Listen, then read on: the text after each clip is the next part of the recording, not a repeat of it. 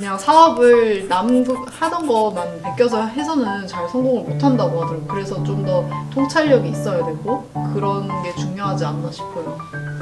사실 그 이야기는 뭐 제가 의견을 말하기 좀 부담스러운 주제기는 한데. 아 그래요? 네, 왜냐하면 사실 그대로 뺏겨와서 성공한 일이 너무 많기 때문에. 아 그래요? 안녕하세요. 현재 서울에서 아이가 현명해지는 집 아현재 한의원을 운영하고 있는 똑똑 한의 언니 한의사 주지영입니다.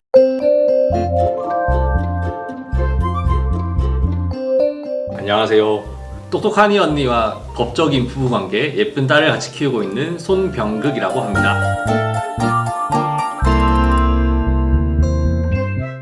왜 나오셨어요? 오늘 이제 제가 나온 이유는 이번에 다룰 주제가 수험생이잖아요. 그래서 네. 수험생인데 사실은 이제 지영님 같은 경우에도 어쨌든 한의대를 졸업하셨고 저 같은 경우에도 이제 서울대학교 경영학과를 졸업했었는데 이미 졸업한 지 한 10년 지나긴 했지만 그래도 흔히 이제 말하는 화석이죠. 네, 그래도 어쨌든 공부를 열심히 했던 한 명의 사람으로서 이제 공부하는 친구들한테 뭔가 해줄 수 있는 이야기가 있지 않을까라는 생각을 하면서 오늘 나왔습니다. 별로 도움 안 되는 거 아니에요? 근데 저는 일단 나름 공부를 좀 잘했다는 자부심이 있기 때문에 네, 그 관점에서 드릴 수 있는 이야기가 있을 거라고 생각을 하고요.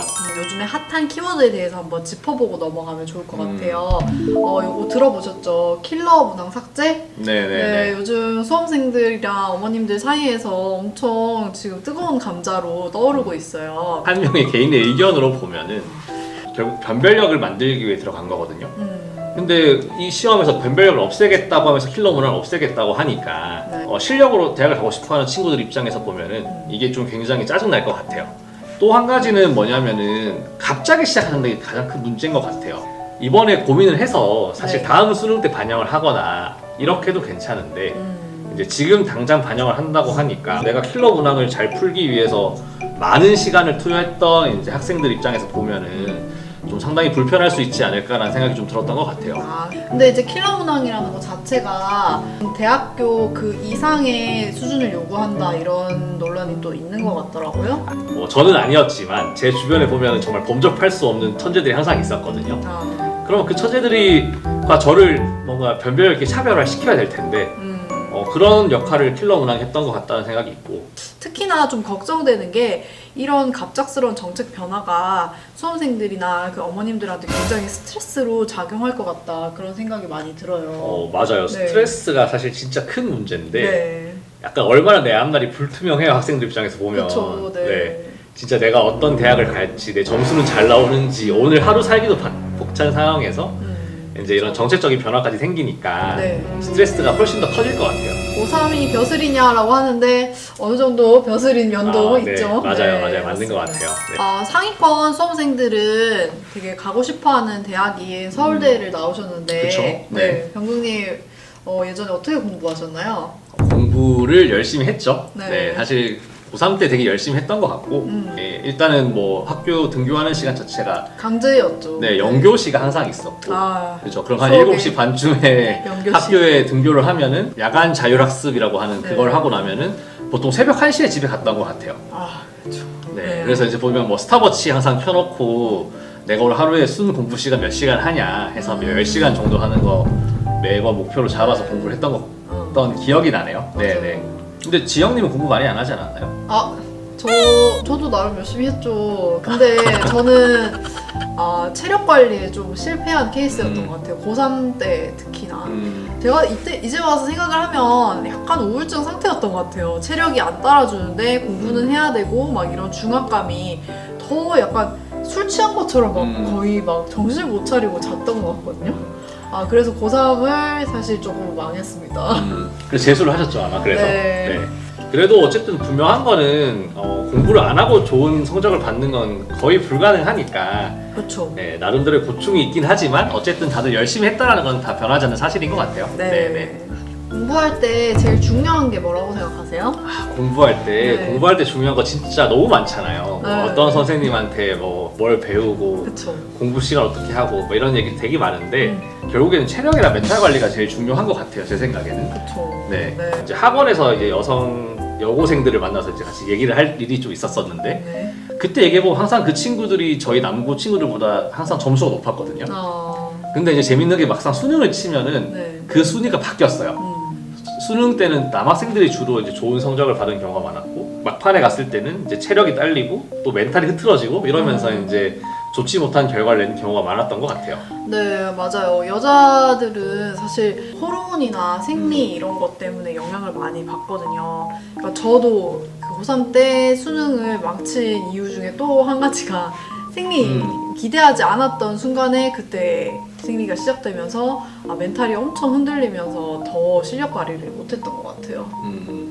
네, 요즘 고3 친구들은 많이 힘들 것 같아요. 내가 이렇게까지 해서 진짜 좋은 데 가야 되나? 이런 현타가 오는 뭐 하려고? 시점일 것 같아요. 네네네. 요즘에 약간 슬럼프도 많이 올 것 같은데 그 좋은 대학 나오면은 좀 좋은가요?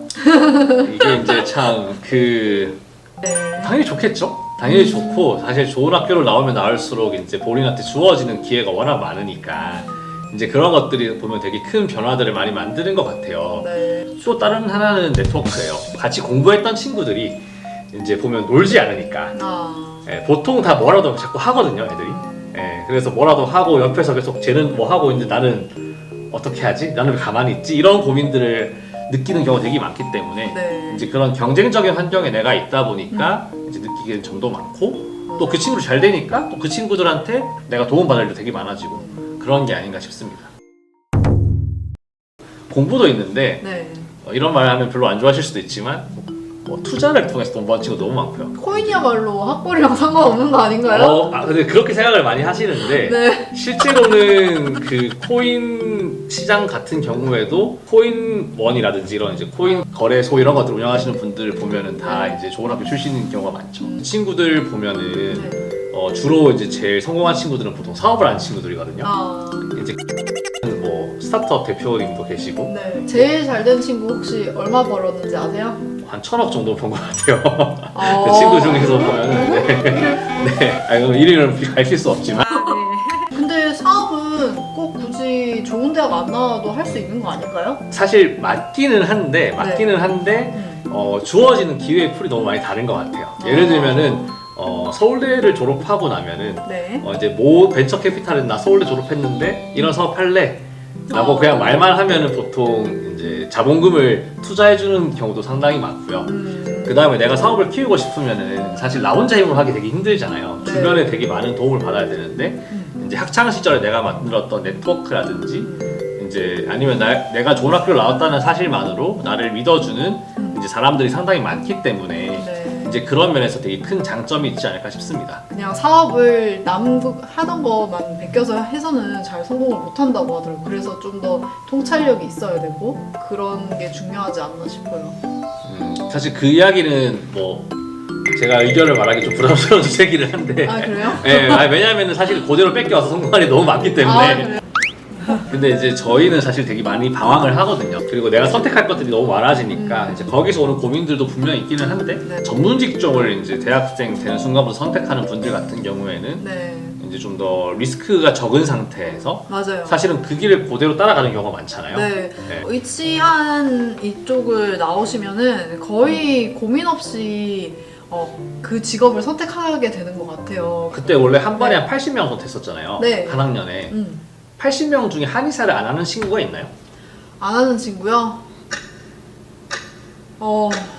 저는 다 한 명? 네. 한 명? 한 명이 있나요, 그래도? 오. 네. 근데 또 하다가 결국에 다시 돌아오더라고요. 그게 또 전문직의 매력인 거죠. 사실 그쵸. 보면. 복직이 쉽죠. 네, 맞습니다. 그런 것 같습니다. 네. 네. 그런 차이들이 좀 존재하는 것 같고, 다만 이제 그만큼 이제 리스크라고 하는 거에 대해서 어느 정도 노출이 많이 되어 있다 보니까, 좀 더 범위가 넓은 건 확실히 맞는 것 네. 같아요. 엄청 잘 된 친구도 있고, 뭐 상대적으로 좀 뭔가 잘 안 풀린 친구도 있고.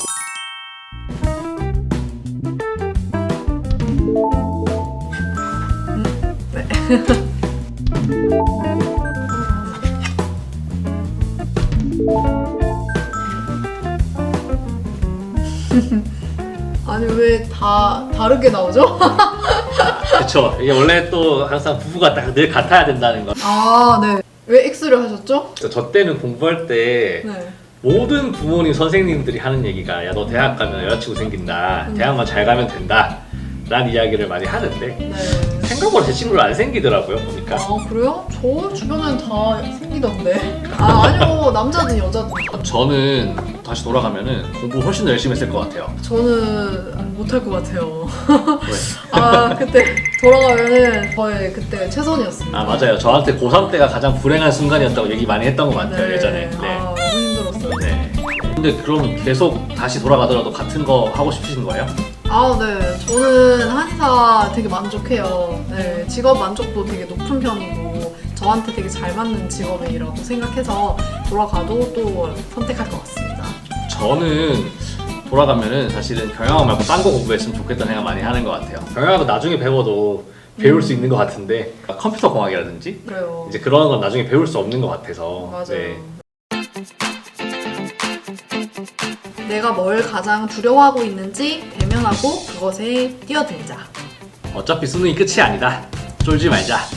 네, 오늘은 저의 서울대 나온 남편 병국님과 네네네. 함께 저희의 수험생 시절에 대해서 얘기 나눠봤는데요. 이제 우리 시간이 한 4개월밖에 안 남았잖아요. 네, 4개월 동안 준비 잘해서 다들 좋은 결과 얻으면 좋겠습니다. 네, 화이팅! 그러면 다음 주에 만날게요. 안녕! 안녕.